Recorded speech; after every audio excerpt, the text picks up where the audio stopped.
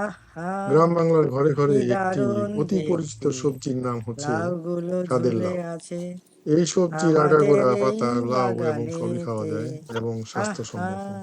কি দারুণ প্রবাসে থেকেও দেখতে। আপনি একটি সবজি বাগান করে গ্রামের সেই স্পর্শ পেতে পারেন।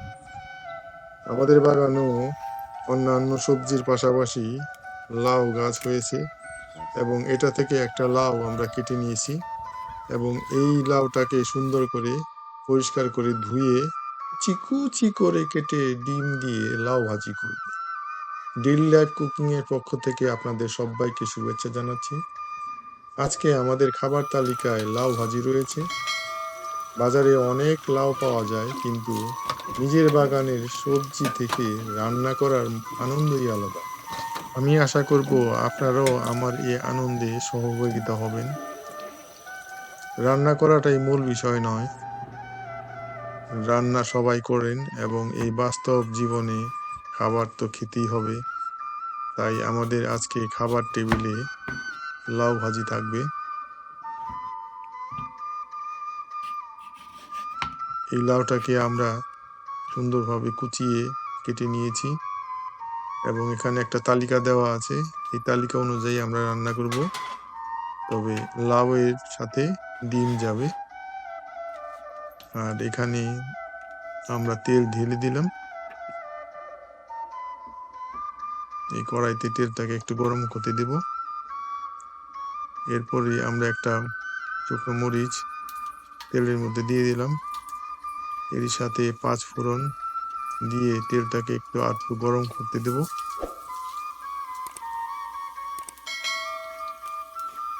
এরপরে আমরা এই লাউটাকে ঢেলে দেব।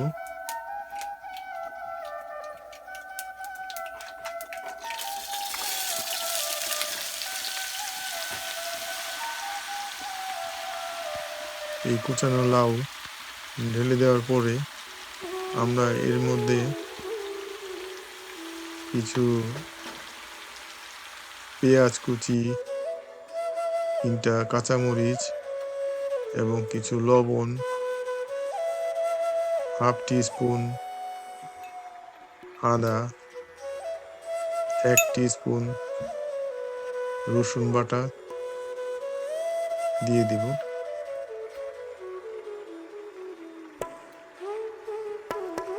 আপনারা আপনাদের স্বাদ বিভিন্নভাবে পরোক্ষ করে দেখবেন যে স্বাদটা ঠিক আছে কিনা, এবং এটা বারে বারেই করতে হবে।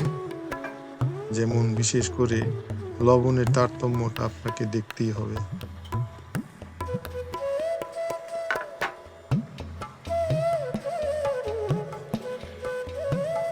এবং এটাকে এভাবে নেড়ে চেড়ে মিক্স করে নেব সুন্দরভাবে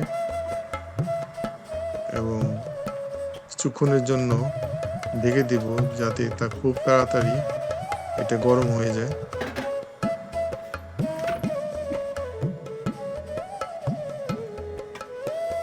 বেশ গরম হয়ে গেছে। এখন এটা থেকে পানি ছাড়বে। এই পানিটাকে আমরা শুকানোর জন্য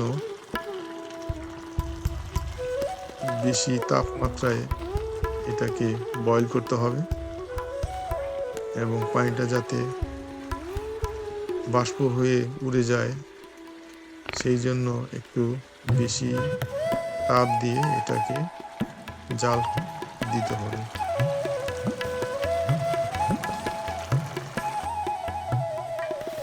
এভাবেই আপনাকে মাঝে মধ্যে উল্টে পাল্টে দিতে হবে, যাতে নিচের অংশে না লেগে যায়।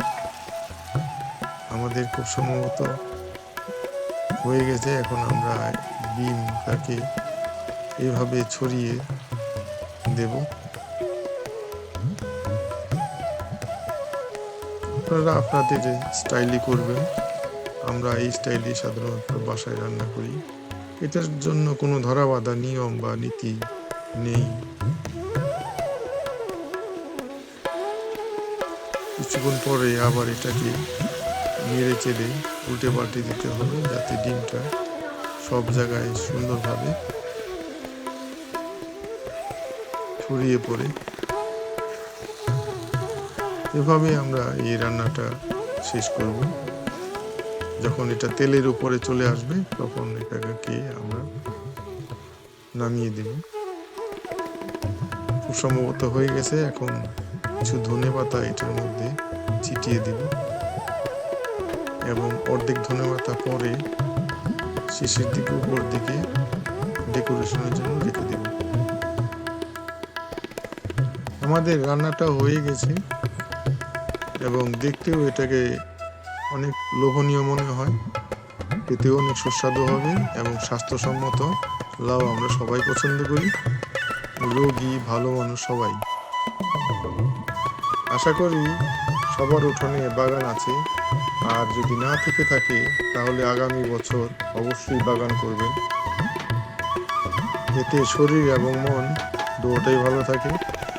এই কর্মব্যস্ত জীবনে আপনার মনের মধ্যে কাজের উদ্দীপনার যোগান দিবে। আমাদের মধ্যে যাদের বয়সের একটু ছাপ পড়েছে তাদের জন্য এই লাউ অথবা লাউ দিয়ে যে কোনো মেনুই আপনার স্বাস্থ্যের জন্য অনেক উপকারী। তাই আমরা আমাদের ঘরে এই ধরনের ঠান্ডা সবজি দিয়ে মেনু তৈরি করে আমরা এটার উপভোগ করি।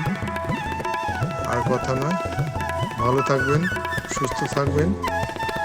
দেখা হবে অন্য কোনো ভিডিওতে, অন্য কোনো কন্টেন্টের উপর। Until then, goodbye.